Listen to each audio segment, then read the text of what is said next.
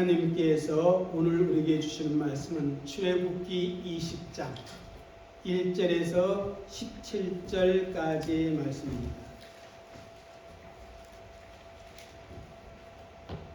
20장 1절에서 17절 같이 읽도록 하겠습니다. 하나님이 이 모든 말씀으로 말씀하여 이르시되 나는 너를 애굽 땅 종되었던 집에서 인도하여 낸 내 하나님 여호와니라. 너는 나 외에 다른 신들을 내게 두지 말라.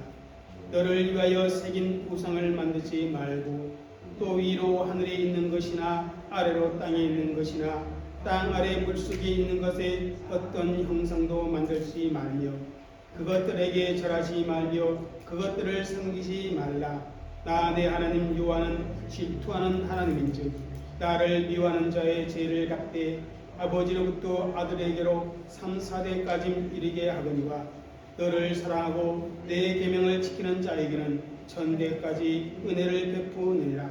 너는 내 하나님 여호와의 이름을 망령되게 부르지 말라.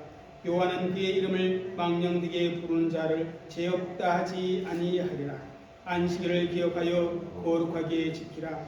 엿새 동안은 힘써 내 모든 일을 행할 것이나 일곱째 날은 내 하나님 여호와의 안식일인즉 너나 내 아들이나 내 딸이나 내 남종이나 내 여종이나 내 가축이나 내 문 안에 머무는 객이라도 아무 일도 하지 말라.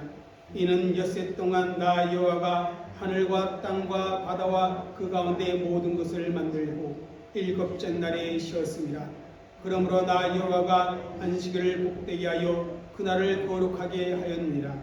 내 부모를 공경하라. 그리하면 내 하나님 여호와가 내게 준 땅에서 내 생명이 길라. 살인하지 말라. 간음하지 말라. 도둑질하지 말라. 내 이웃에 대하여 거짓 증거하지 말라. 내 이웃의 집을 탐내지 말라. 내 이웃의 아내나 그의 남종이나 그의 여종이나 그의 소나 그의 나무나 물은 내 이웃의 소유를 탐내지 말라. 아멘. 할렐루야. 오늘도 우리 하나님이 주시는 귀한 말씀을 통해서 이 시간 하나님을 만나고 정말 우리의 영혼이 새롭게 되어지는 그런 은혜와 복이 우리 가운데 충만하게 임하기를 간절히 원합니다. 이스라엘 자손은 광야에서 자신을 내려놓고 자신이 아닌 하나님께 집중하는 그런 훈련을 받았습니다. 여러분, 우리의 신앙생활 가운데도 신앙훈련이 있습니다. 나를 철저하게 내려놓고 하나님께 집중하도록 하기 위한, 예수 그리스도로 내 마음을 채우기 위한 그러한 다양한 훈련들이 우리의 신앙의 여정 가운데 분명히 있습니다. 그러한 신앙 훈련을 통해서 우리는 하나님께 우리의 시선을 집중하고 우리의 심령 속에 예수 그리스도로 채워지고, 다시 말하면 하나님의 말씀으로 채워지고, 매일의 삶 가운데 내 지식을 따르는 것이 아니라 성령의 인도하심을 따르게 되어서 변화받아 왕같은 제사장으로 이 세상에서 하나님이 주신 사명을 감당하며 살아갈 수 있습니다. 이제 이스라엘 자손의 광야 훈련 이후에 하나님은 다음 훈련 계획을 세우시는데, 그 훈련은 뭐냐면 말씀의 훈련입니다. 그 훈련을 받기 위해 하나님께서는 이스라엘 자손을 시내산 앞으로 인도합니다. 여러분, 광야 훈련은 생활 가운데서 몸으로 받는 훈련이다.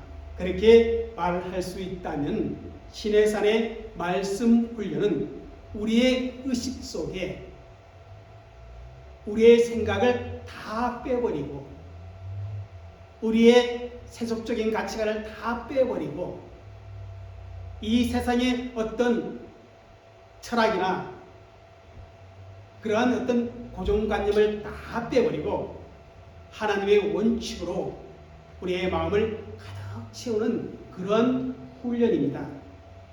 여러분, 이스라엘 자손이 광야 훈련을 받기 위해 2개월을 지냈습니다. 그런데 여러분, 놀랍게도 말씀 훈련을 받기 위해 그들이 시내산 머문 기간은 거의 11개월이나 되어집니다. 그만큼 중요한 게 바로 말씀의 훈련이라는 사실을 그러한 이스라엘 백성들의 광야 여정을 통해서 우리는 느낄 수가 있습니다. 다시 말하면 구원받은 백성으로서 하나님의 소유된 거룩한 백성으로서 제사장 나라가 되기 위해서 하나님의 원칙을 듣고 그것을 마음에 새기고 그 원칙이 우리의 삶에 체질화되어지기 위해서 하나님이 그렇게 훈련을 시킨다는 사실입니다. 그래서 하나님의 원칙인 이 십계명, 그 원칙 중에 중심이 되는 이 십계명을 이제 하나님께서 이스라엘 자손에게 주시는데 이 십계명을 비롯하여서 하나님의 율법을 이제 24장까지 말씀을 주고 있는 것을 보게 됩니다. 하나님의 보배롭고 존귀한 존재로서 그런 정체성과 자아상을 가진 백성이 이제 어떻게 살아야 할 것인가, 그것을 하나님은 말씀하고 가르쳐주고 있다는 것입니다. 이스라엘 자손을 이제 신의 산 앞으로 부르셔서 그들과 언약을 맺으면서 하나님의 마음을 보여주시는 것입니다. 그러면서 내가 너희에게 맞춘 것처럼, 내 눈높이를 너희에게 맞춘 것처럼 너희들의 눈높이도 내게 좀 맞춰다오. 그런 하나님의 간절한 마음을 보여주고 있다. 그렇게 말씀을 드릴 수 있습니다. 여러분, 이 세상에 존재하는 모든 나라는 국가의 질서와 안정과 평화를 유지하기 위해 그 나라의 백성들이 지켜야 할 뭡니까? 법규들을 다 가지고 있습니다. 그래서 우리가 어느 나라에 가든지 그 나라에 가면 그 나라의 법규를 지키고 따라야 합니다. 만일 그 법규를, 그 규칙을 따르지 아니하고 지키지 아니하면 법적인 제재를 받거나 혹은 추앙될 수도 있습니다. 마찬가지로 하나님의 거룩한 부르심을 입은 하나님 나라의 백성들은 하나님 나라의 법도와 규례를 반드시 따르고 지켜야 한다는 사실입니다. 그래야만 하나님 나라의 백성으로서의 정체성과 자성을 가지고 그렇게 하나님의 뜻을 이루는 삶을 살아갈 수 있기 때문입니다. 하나님께서는 자기 백성들에게 지키라고 명령하신 율법의 그 엑기스가 뭡니까? 십계명이에요. 십계명은요, 성경 전체의 핵심이라 그렇게 말할 수 있습니다. 종교개혁자 마틴 루터는 십계명을 온전히 아는 사람은 성경 전체를 아는 것과 같다. 그렇게 말했습니다. 또 신학자 하르낙이라는 사람이 있는데 이 사람이 십계명에 대해 이렇게 표현했는데 참 마음에 다가왔습니다. 우주를 지으는 것이 뭐다? 하나님의 말씀이고 하나님의 말씀인 성경을 줄인 것이 십계명이고 또 십계명을 줄인 것이 바로 사랑이다. 그렇게 표현을 했다고 합니다. 그래서 오늘은 이러한 제목을 가지고 말씀을 선포하고자 합니다. 하나님의 원칙, 십계명 속에 담긴 의미, 이러한 제목으로 오늘 말씀을 듣고자 합니다. 십계명 하나하나에 대해서는 제가 어떻게 할까 고민하다가 사실 웨스트민스터 소요리 문답 수요일날 공부하는 그 과정 속에 십계명 하나하나를 공부하는 그런 과정이 앞으로 있습니다. 그래서 오늘은 그냥 십계명 속에 담긴 의미를 우리가 한번 살펴보려고 합니다. 우리가 여기서 먼저 생각해야 할 것은 이겁니다. 첫 번째, 십계명을 지킬 것을 요구하신 하나님은 자신을 어떻게 계시하는가 합니다. 지금 십계명의 말씀을 이스라엘 자손에게 주시고자 하시는 하나님이 자신을 어떻게 표현하고 있는가? 자신을 이렇게 표현합니다. 구원자 하나님 여호와로 계시하신 하나님께서는 십계명을 주시기 전에, 율법을 주시기 전에 이스라엘 자손에게 자신을 구원자 하나님 여호와로 자신을 알리고 있다는 사실입니다. 여러분, 우리 1, 2절 말씀을 함께 읽겠습니다. 하나님이 이 모든 말씀으로 말씀하여 이르시되 나는 너를 애굽 땅 종되었던 집에서 인도하여 낸 내 하나님 여호와니라. 여러분, 이스라엘 자손이 십계명을 지킴으로 하나님이 출애굽시켜 주셨습니까? 아니면 출애굽하고 나서 십계명을 받았습니까? 예, 출애굽하고 나서 하나님부터 십계명을 받았습니다. 그래서 하나님께서 분명하게 말씀을 하시는데 애굽 땅 종되었던 집에서 인도하여 낸 여호와 하나님이라.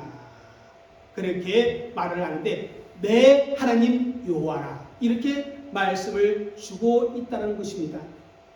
그 전에 이스라엘 자손은 다 바로의 종이었습니다. 마찬가지 예수 믿기 이전에 우리는 사단의 종이었어. 또 죄와 사망의 종이었습니다. 그러나 하나님의 전적인 은혜로 우리를 구원하여 주시고 우리를 보호하시고 우리를 인도하여 주셨던 것입니다. 그러므로 하나님은 이스라엘 자손에게 나를 섬길 것을 요구할 수 있는 그런 권리를 가지고 있는 분이십니다. 이런 점에서 본다면 율법은 하나님의 특별한 구원의 은총에 힘입어 이제 살게 된 이스라엘 자손은 하나님의 거룩한 백성으로서 하나님의 보배롭고 존귀한 존재로서 그들이 이 땅에서 지켜야 할 뭐가 있다는 것이요? 삶의 규범이 있다는 것입니다. 이스라엘 자손을 애굽에서 해방시킨 그 하나님께 그죠? 그들은 하나님의 백성으로서 하나님의 뜻을 이루고 하나님이 주신 제사장 나라로서의 사명을 감당할 수 있도록 그렇게 하기 위해 하나님은 지금 이스라엘 자손과 언약을 맺으면서 십계명을 주시고 율법들을 주신다는 사실입니다.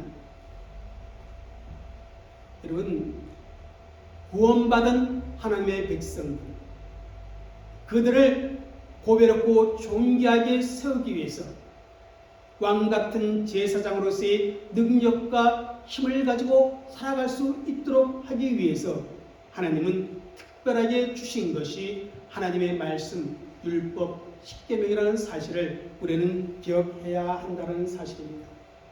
그렇기 때문에 이스라엘 자손은요, 하나님의 그 계명과 율법을 지키는 것을 통해서 자신들이 하나님의 언약된 백성이라는 사실을 확인할 수가 있는 것입니다. 그들이 계명을 지키는 것은 그들이 거룩한 제사장이라는 사실을 분명하게 드러내는 것입니다. 반대로 계명을 지키지 않는다면 하나님의 말씀과 상관없이 하나님이 주신 율례와 법도와 상관없이 그들이 살아간다면 제사장 나라로서의 그 지위를 잃어버리게 되는 것입니다. 사랑하는 성도 여러분, 우리는 하나님의 은혜로 예수 그리스도로 말미암아 구원받은 주의 백성들입니다. 그러기에 이제 우리의 삶의 원칙은 바로 하나님의 말씀에 있다라는 사실입니다. 그 하나님께서 너희를 구원한 내가 여기 내 원칙을 담아 놓았다라고 말씀하고 있는 것입니다. 하나님의 원칙을 가지고 오늘 살아갈 수 있는 구원받은 주의 백성이 되어주시기를 주의 이름으로 축복합니다. 그런데 여러분, 이 십계명의 내용을 하나님께서 특별히 두 돌판에 하나님이 친히 쓰셨음을 성경은 기록하고 있습니다. 십계명은 출애굽기 31장 18절 말씀 한번 읽겠습니다. 시작. 여호와께서 시내산 위에서 모세에게 이르기를 마치신 때에 증거판 둘을 모세에게 주시니 이는 돌판이요 하나님이 친히 쓰신 것이라. 하나님이 친히 쓰신 두 돌판이 있다라는 것입니다. 하나님이 친히 쓰신 것이 무엇일까? 바로 십계명입니다. 근데 그 첫째 판 돌판에는 1계명에서 4계명까지 사람이 하나님에게 지켜야 할 그 계명의 내용을 기록하고, 또 하나의 돌판에는 제5계명에서 10계명까지 사람이 사람에게 지켜야 할 계명들을 기록하고 있다고 합니다. 여기에서 우리는 이런 질문을 해볼 수가 있습니다. 이런 질문 한번 읽겠습니다. 하나님께서 두 개의 돌판에 나누어 쓰신 이유가 무엇인가? 하나님이 두 돌판에 돌판 두 개에 하나님의 계명을 쓰셨는데 그렇게 하신 이유가 무엇일까? 다시 말하면 십계명의 구조에 대한 그런 질문이라 말할 수가 있습니다. 여러분, 그 이유는 이것이라고 할 수 있습니다. 한번 읽겠습니다. 시작. 십계명은 하나님과 인간의 관계를 먼저 말씀하고 그 후에 인간과 인간의 관계를 말씀하고 있는 것이다. 여러분, 그렇습니다. 십계명의 순서를 보면 하나님과 바른 관계가 되어져야만이 사람과 사람의 관계도 바르게 될 수 있다는 그 사실을 강조한 그런 중요한 의도가 있다는 사실입니다. 다시 말하면 하나님과의 바른 관계가 선행되지 아니하고서는 결국 인간과의 바른 관계도 정립될 수 없다는 그런 의미입니다. 여러분, 언제부터 이 세상에 사람들과의 관계 속에서 갈등과 폭행과 거짓과 다툼이 일어났습니까? 아담이 타락 이전에 하와를 볼 때는요, 뭐라고 그러지 아세요? 내 뼈 중에 뼈요, 내 살 중에 살이다. 너는 곧 나다. 그렇게 말을 했어요. 그런데 아담과 하와가 하나님께 범죄한 이후에 아담이 뭐라고 말한 줄 아세요? 하나님이 주신 그 여자, 그렇게 말을 해버립니다. 나와 너의 관계를 완전히 분리합니다.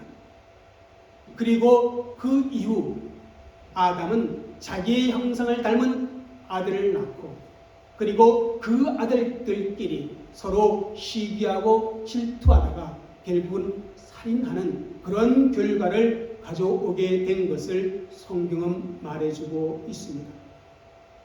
여러분, 인간 사회에는 더 이상 죄로 말미암아 하나님의 관계가 어그러짐으로 인하여 평화는 없고 분쟁과 갈등만 존재하게 되었다는 사실을 인류 역사는 우리에게 보여주고 있습니다. 물론 여러분, 인간들 나름대로 인간 사회의 평화 정착을 위해 무던히도 노력해왔습니다. 국제연합기구를 비롯해서 수많은 평화를 위한 단체들이 그러한 노력의 부산물로 오늘날에도 존재하고 있는 것을 우리가 봅니다. 하지만 인간들의 그러한 평화 노력에도 불구하고 지금 이 순간에도 세상에는 전쟁이 끊이지 아니하고 있다는 사실을 우리는 보게 됩니다. 여러분, 사회 속의 범죄가 나이 갈수록 더 심각해지고 날이 갈수록 살아온 갈등들이 나타나고 대립들이 생겨나는 것을 보게 됩니다.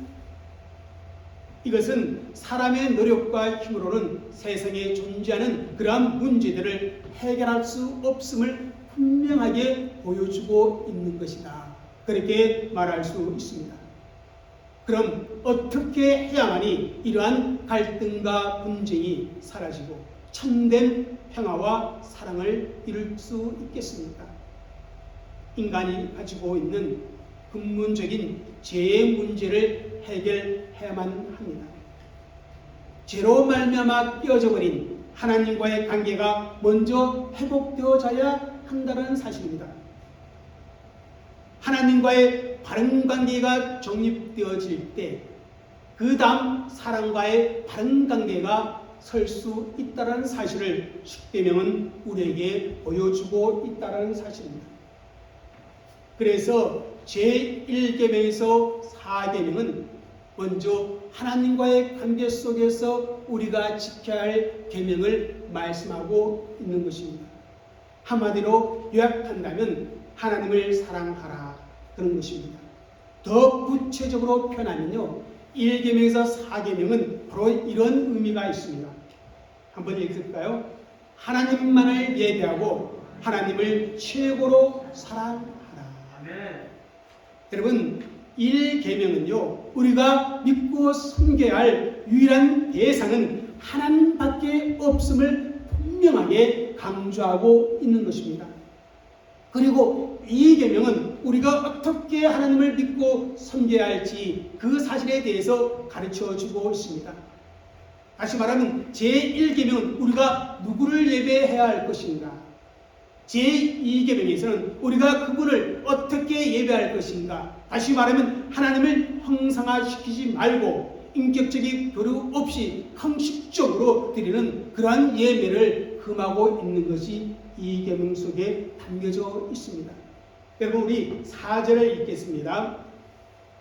내일을 위하여 새긴 우상을 만들지 말고 또 위로 하늘에 있는 것이나 아래로 땅에 있는 것이나 땅 아래 물속에 있는 것에 어떤 형상도 만들지 말며, 어떠한 형상도 만들지 말고 우상도 만들지 말라. 우상이란 여러분 무엇입니까? 내가 하나님보다 더 마음에 두고 있는 것, 나의 예배의 대상이 되는 세상의 그 어떤 것들을 가리켜 우상이라 그렇게 말을 합니다. 이 우상은 우리의 눈에 보이는 신상 같은 그런 존재들일 수도 있지만, 그러나 성경은 보다 넓은 의미에서 우상을 말하고 있습니다. 눈에 보이는 사물만이 아니라 우리의 마음속에도 존재할 수 있는 우상에 대해서 성경은 말씀하고 있는 것입니다. 내 마음과 내 생각을 사로잡아 살아계신 하나님으로부터 우리의 시선을 빼앗아 버리는 것, 그것이 우상이 될 수 있다는 것입니다. 하나님은 그러한 우상들에게 시선을 빼앗기지 말아야 할 것을 말씀하고 있습니다. 5절을 읽겠습니다. 그것들에게 절하지 말며 그것들을 섬기지 말라. 나 대하는 여호와는 질투하는 하나님이지 나를 미워하는 자의 죄를 갚되 아버지로부터 아들에게로 3, 4대까지 이르게 하거니와. 우상에게 절하는 자는 하나님을 미워하는 자리라 그렇게 말씀합니다. 그리고 그 우상을 섬기는 죄의 대가가 있다라고 경고해 주고 있습니다. 심지어 그 죄의 영향력이 어떻게 그 아들과 그 손자, 손녀까지 미친다고 경고해 주고 있습니다. 이 말씀은 하나님이 얼마나 우리가 우상을 섬기는 것을 싫어하는지 보여주고 있는 말씀입니다. 오직 하나님만이 예배하고 하나님만이 믿음의 대상이 되고 하나님만이 경배의 대상이 되어야 함을 참으로 강조하고 있는 것입니다. 하나님만을 전적으로 경외하고 하나님만 예배한다는 말은 좀 더 쉽게 표현하면 우리의 최고의 사랑을 하나님께 올려드린다, 그런 것입니다. 그러면 우리의 최고의 사랑을 하나님께 올려드리는 것이 무엇이겠습니까? 바로 이겁니다. 한번 읽겠습니다. 시작. 온전히 하나님만 바라보며 오직 하나님 한 분만 경배하고 찬양하며 하나님을 으뜸으로 섬기는 것. 하나님께 최고의 사랑을 올려드리는 것은요, 하나님을 나의 모든 것에 으뜸으로 두는 것이, 그것이 바로 하나님을 최고로 사랑하는 것이다. 그래서 3절에 이렇게 말합니다. 너는 나 외에는 다른 신을 내게 두지 말라. 우리의 마음속에 하나님 외에 다른 것을 두지 말라, 그렇게 말씀합니다. 여러분, 사람은 누구나 알 것 없이요, 자기가 사랑하는 것을 마음에 두고 그곳에 시선을 둡니다. 돈을 사랑하는 사람은요, 돈에 마음을 두고 돈에 시선을 둡니다. 다른 말로 표현하면요, 권력을 좋아하고 사랑하는 자는 권력을 흠모하고 경배하고 예배합니다. 삶의 쾌락을 사랑하는 자는 쾌락을 경배할 수밖에 없다는 것입니다. 그러한 태도가 바로 우상을 섬기는 태도라는 것입니다. 그러한 태도는요, 우리가 하나님을 최고로 사랑하는 그 사랑을 갖지 못하도록 어떻게 해요? 방해를 하기 때문에 그렇습니다. 그러므로 여러분, 하나님만이 우리의 행와 우리의 존경, 우리의 믿음과 신뢰, 경배와 찬양을 받을 마땅한 유일한 가치를 지닌 그런 분임을 우리가 깨닫고 믿어야 합니다. 또 그러한 사실을 깨닫고 믿는 사람이면요, 하나님 앞에 자신의 전 존재를 바쳐 최고의 사랑을 올려드릴 수 있습니다.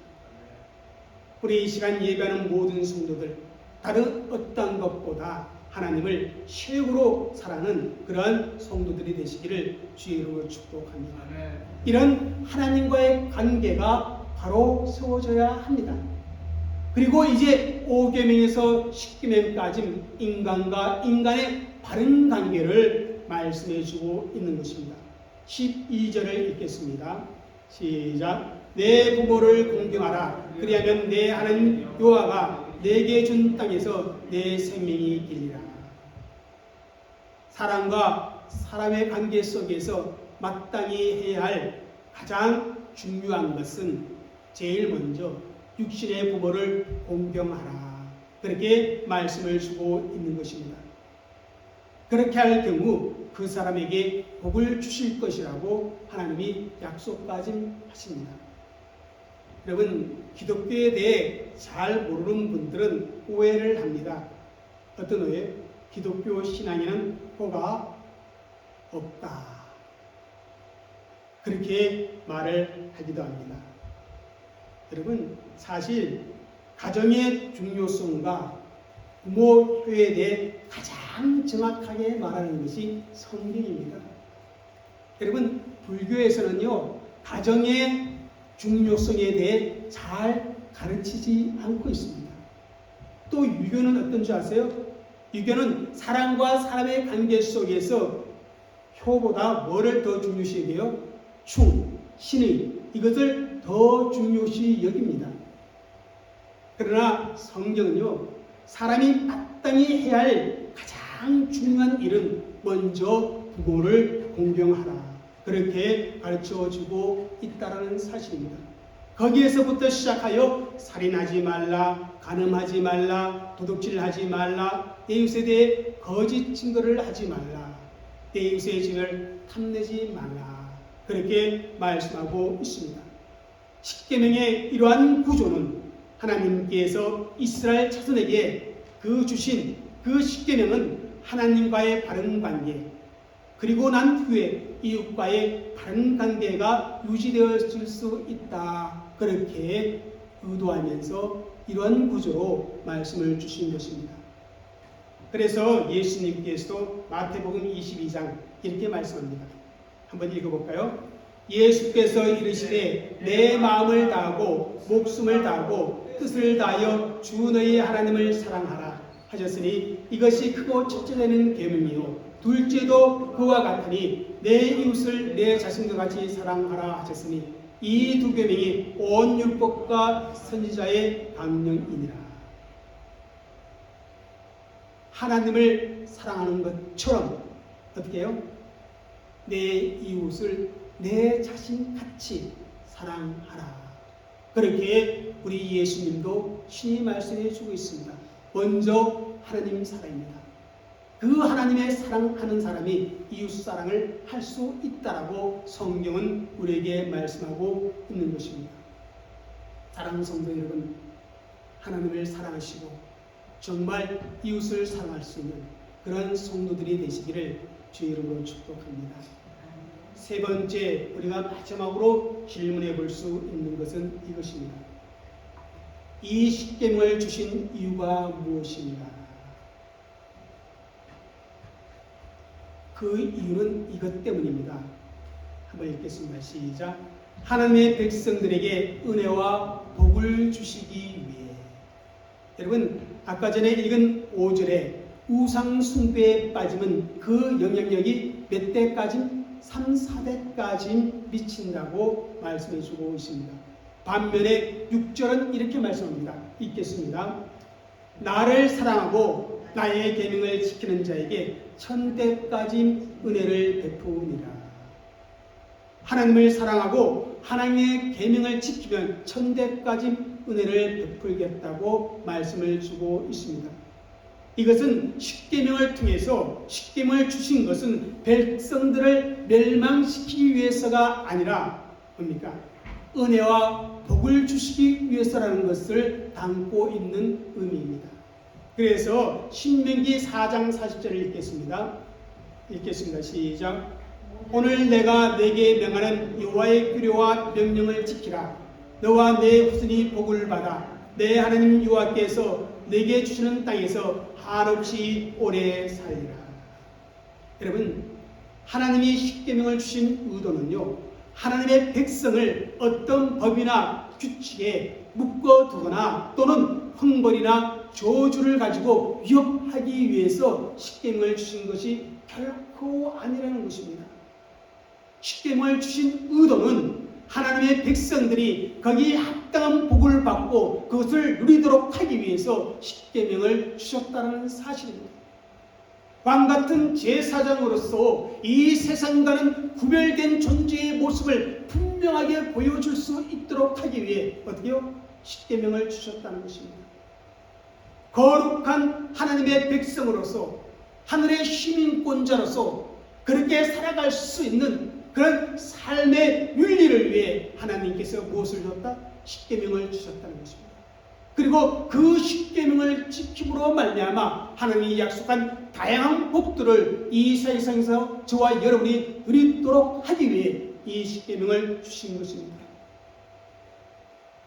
대부분의 사람들은 법, 계명, 규칙 이런 것을 굉장히 부정적으로 생각을 합니다. 여러분, 운전을 하다 보면 이 규칙이 얼마나 우리에게 자유함과 생명을 보존하는지 알 수 있지 않습니까? 그 규칙을 지키면 우리는 안전을 보장받는 것입니다. 마찬가지 하나님이 주신 율례와 법도 하나님의 율법, 하나님의 말씀을 지킬 때 그 지킴으로 우리의 생명이 하나님의 은혜 안에서 보존되고 우리의 삶의 안정과 평안을 가져올 수 있다는 그런 사실을 우리는 기억해야 한답니다. 또 어떤 사람들은 교회 규칙이 너무 많아서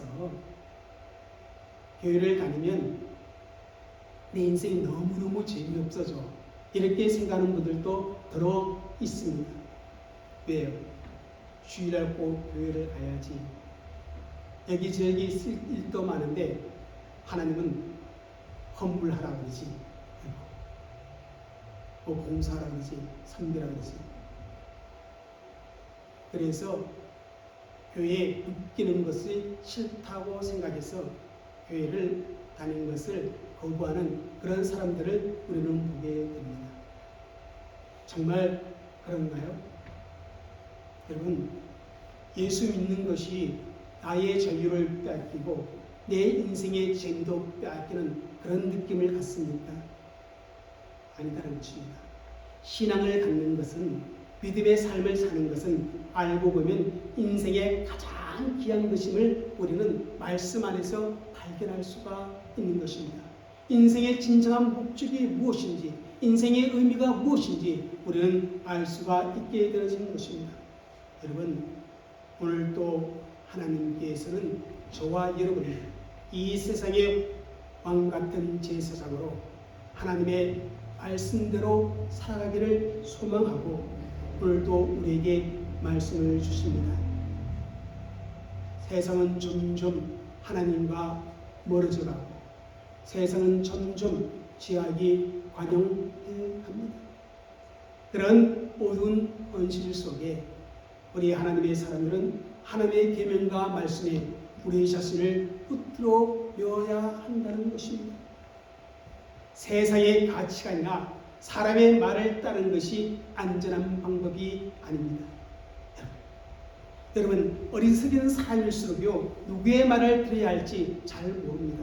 그래서 실패를 하게 됩니다. 어려운 때일수록 비진리가 너무너무 난무합니다. 자기에게 유익되는 말인지 손해되는 말인지 그것이 구분하기가 너무 어렵습니다. 여러분, 누가 사기꾼에게 잘 속습니까? 삶의 기준이 분명하지 않는 사람은 사기꾼에게 잘 속게 되어집니다. 그러므로 우리는 이 악한 영들에게 속지 않기 위해서, 이 세상의 가치나 이 세상의 철학에 속지 않기 위해서 뭐예요? 하나님의 계명인 말씀을 꽉 붙들어야 됩니다. 하나님의 말씀이 내 길을 비추는 빛이요 내 발의 등불이 되어진다는 사실을 믿고 그렇게 말씀을 붙들고 말씀이 내 삶의 체자가 되어가는 그런 삶으로 우리는 훈련되어지고 그렇게 살아가야 한다는 것입니다. 여러분, 정말 하나님을 사랑하게 되면, 정말 하나님을 내 인생의 으뜸으로 모시게 되면 요한 1서 5장 2절에 이렇게 말씀합니다. 한번 읽겠습니다. 우리가 하나님을 사랑하고 그의 계명을 지킬 때에 이로써 우리가 하나님의 자녀를 사랑한 줄을 아니라 하나님을 사랑하는 것이 이것이니 우리가 그의 계명을 지키는 것이라. 그의 계명들은 무언 것이 아니로다. 여러분, 하나님을 사랑하는 자는 하나님의 계명을 지킵니다. 그 하나님의 계명은 무언 것이 아니라고 분명히 말씀해주고 있습니다. 사랑하게 되면, 진실로 으뜸으로 모시게 되면 그 계명이 무언 것이 아닙니다. 결혼 갓한 부부가 그죠? 아침에 일찍 일어나서 상대를 위해 식사를 준비하는 거 무거운 짐입니까? 아니죠. 그런데 두 분이 살다가 어떻게 해요? 사랑이 식어가고 다툼이 나고 지겨워지면 아침에 일어나 식사 진구하는 게 어떻게 됩니까? 무거운 짐입니다. 상대를 위해 무엇인가 준비하는 것이 피곤해집니다. 그러면 내 사랑이 식어가고 내 사랑에 문제가 있다는 것을 깨달아야 합니다. 사랑하는 성도 여러분, 정말 하나님을 사랑하게 되면 하나님이 주신 윤례부터 하나님을 사랑하고 이웃을 사랑함으로 왕같은 제사장으로서 이 세상에 아름다운 영향력을 끼치는 그러한 보배롭고 존귀한 자가 되어진다는 사실을 믿고 그렇게 살아가는 저와 여러분이 되어지기를 주의 이름으로 축복합니다. 기도하겠습니다.